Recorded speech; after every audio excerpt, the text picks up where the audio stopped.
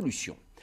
Venons-en au coup de colère de ce journal, celui des chasseurs landais après la décision du Conseil constitutionnel qui confirme qu'ils doivent indemniser les agriculteurs victimes des dégâts causés par les gros gibiers.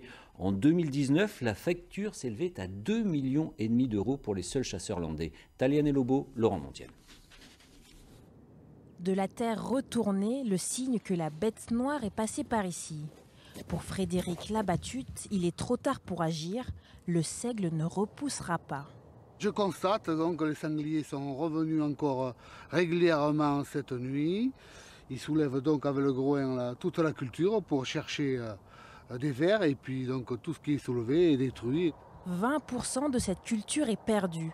Mais l'agriculteur ne demandera pas d'indemnisation auprès de la Fédération de la chasse, un droit pourtant garanti par la loi et récemment confirmé par le Conseil constitutionnel. Les dégâts, je me les avale, par solidarité.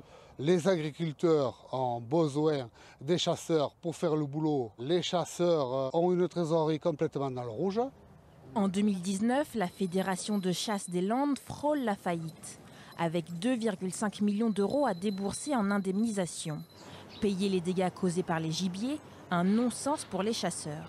Je reprends une phrase de notre avocat conseil, mais qui est tout à fait exacte. C'est la même chose que si on demandait à des pompiers d'indemniser les dégâts d'un incendie qu'ils auraient éteint. C'est exactement la même chose. Donc oui, c'est parfaitement injuste.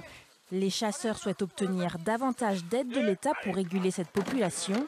Ils tuent chaque année 800 000 sangliers en France.